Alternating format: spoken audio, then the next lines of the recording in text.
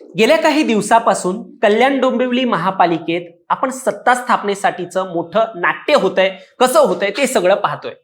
ज्या भाजपा व शिंदे गटाविरोधात दोन्ही ठाकरे बंधूंनी एकत्र येत निवडणूक लढवली, त्याच भाजपला आता फक्त आणि फक्त सत्तेपासून दूर ठेवण्यासाठी महायुतीतील शिंदे गटाला मनसेने पाठिंबा जाहीर केलाय आणि त्यामुळे सर्वांच्याच भुवया उंचावल्या। एका घटनेमुळे सर्वांनाच प्रश्न पडलाय, बाबा रे, हे ठाकरे ब्रँडचं काय झालं?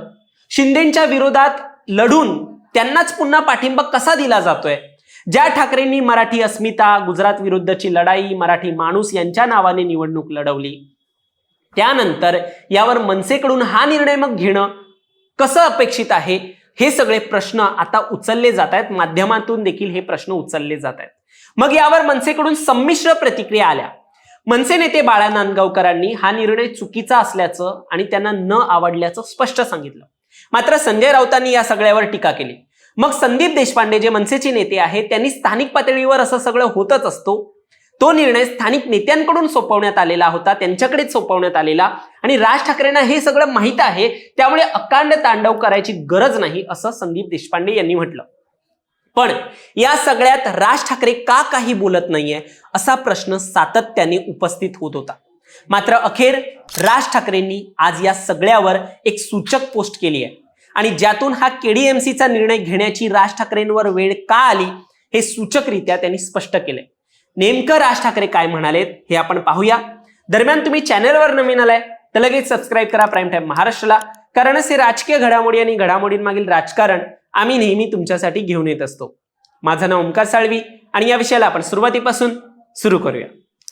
तर मंडळी, नुकत्याच पार पडलेल्या कल्याण डोंबिवली महापालिका निवडणुकीमध्ये भाजपचे 50 नगरसेवक निवडून आले आणि शिंदेच्या शिवसेनेचे 53 नगरसेवक निवडून आले। सत्ता स्थापनेसाठी 63 नगरसेवकांचं पाठबळ असणं आवश्यक असतानाच ठाकरे गटाच्या 11 नगरसेवकांना फोडण्याचे प्रयत्न भाजप व शिंदे गट अशा दोघांकडून सुरू झाल्याचं राजकीय वर्तुळात चर्चा होती। कारण की जर स्वबळावर सत्ता आणायची असेल आणि मॅजिक फिगर गाठायचा असेल तर ठाकरेंचे नगरसेवक फोडणं हाच एक फायदेशीर उपाय प्रत्येक पक्षाला, दोन्ही पक्षाला वाटत होता। पण या सगळ्यात मनसेचे नगरसेवक फोडणं जास्त सोपं असल्याने तशी पावलं उचलली जात आहेत हे स्थानिक नेत्यांना वाटलं, तिथील स्थानिक जे निर्णयात्मक नेते आहेत त्यांना वाटलं, आणि म्हणून त्यांनी असं होण्यापेक्षा, म्हणजे नगरसेवक आपले फुटण्यापेक्षा आपण पाठिंबा देऊन सत्तेत जाऊ, हा निर्णय स्थानिक नेत्यांकडून घेण्यात आल्याचं म्हटलं गेलं। आता या सगळ्या होत्या राजकीय वर्तुळातल्या चर्चा।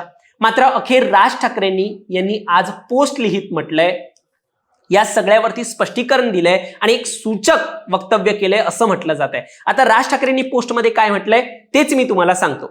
त्यांनी म्हटलंय की आज निष्ठा सहज विकल्या जातात, तत्व सहज फेकून दिली जातात आणि राजकारण हे पूर्ण व्यवहारी झालंय। आज राजकारणातलं यश हे कुठले मुद्दे ऐरणीवर आणले, प्रांतिक भाषिक अस्मिता किती धगधगती ठेवली आहे, यापेक्षा निवडणुकीच्या राजकारणात किती यश मिळालंय आणि त्यासाठी काय क्लुप्त्या वापरल्या जात आहे ह्यावरती हे सगळं आता मोजलं जात आहे। बाळासाहेबांच्या काळात या असल्या अपेक्षांच्या फुटपट्ट्या नव्हत्या आणि असल्या तरी त्या त्यांनी झुगारून दिल्या असत्या। त्यांना स्वतःला सत्तेचं अप्रूप नव्हतं, पण सामान्य कार्यकर्त्याला सत्तेच्या पदावर बसवण्याचं समाधान मात्र त्यांना मिळालं। सत्ता येते जाते, आजचे सत्ताधीश उद्या एखाद्या नामफलकापुरते राहतात, पण काही पिढ्या झपाटून टाकतील असा प्रभाव फार थोडे लोक टाकू शकतात। हा प्रभाव हीच बाळासाहेबांची शक्ती राहिली आहे आणि हाच त्यांचा वारसा आहे असं राज ठाकरेंनी हे त्यांच्या पोस्टमध्ये म्हटलं। पुढे ते म्हणतात की बाळासाहेब दूरदर्शी होते, त्यांचा दृष्टिकोन आजही सुसंगत वाटतो आणि भविष्यातही राहील, त्यामुळेच ते कालातीत राहतील। बाळासाहेबांसारखी प्रतिभा परत कधी बघायला मिळणार नाही, हे जितकं खरं आहे तितकंच बाळासाहेबांसारखं राजकारण करणं यापुढे कोणालाच जमणार नाही, हे देखील खरं आहे। पण त्यांच्या प्रतिमेला कुठेही धक्का लागणार नाही आणि त्यांनी मराठी भाषेसाठी, मराठी माणसासाठी उभारलेला लढा हा मात्र धगधगत राहील, हे पाहणं बाळासाहेबांच्या पुढच्या पिढ्यांच्या हातात आहे आणि ते आम्ही नेटाने करू, हा आमचा मराठी माणसाला शब्द आहे असं राज ठाकरे म्हणतात। पुढे त्यांनी पोस्टमध्ये म्हटलं, राजकारणात कधीतरी बाळासाहेबांना पण लवचिक भूमिका घ्यावी लागली, म्हणून त्यांचं मराठी माणसावरचं प्रेम तसूभर पण कमी झालं नाही, उलट ते अधिकच दृढ होत गेलं. हेच संस्कार आमच्यावर आहेत. मी एक शब्द आज पुन्हा देतो की आरपार बदललेल्या राजकारणात कधीतरी थोडी लवचिक भूमिका घेतली तरी ती माझ्या व्यक्तिगत फायद्यासाठी किंवा स्वार्थासाठी कधीही नसणार आहे. बाळासाहेबांचं मराठी भाषेवर, मराठी प्रांतावर आणि मराठी माणसावर असलेलं जाज्वल्य प्रेम पाहून जी हजारो लोक, लाखो लोक त्यांच्यासोबत येत गेली त्यातला मी एक आहे. त्यामुळे बाळासाहेब आणि मराठी या दोन शब्दांवरची माझी आणि माझ्या महाराष्ट्र सैनिकांची श्रद्धा, प्रेम तसूभर पण कमी होणार नाहीये.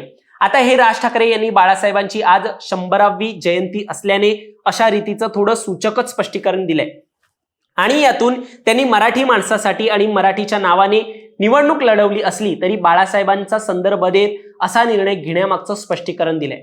पण यामध्ये राजकीय विश्लेषक म्हणतायत मुंबई महाराष्ट्रातून तोडली जाते, गुजरातला मुंबई देण्याचा प्रयत्न होतोय आणि मराठीच्या मुद्द्याच्या आधारावर दोन बंधूंनी लढलेल्या या निवडणुकीनंतर जर जास्त दुःख ठाकरेंच्या शिवसेनेला कशाचं असेल तर ते फक्त आणि फक्त शिवसेना फोडली, त्यांच्यासोबत आता मनसे युती करते याचं दुःख जास्त आहे.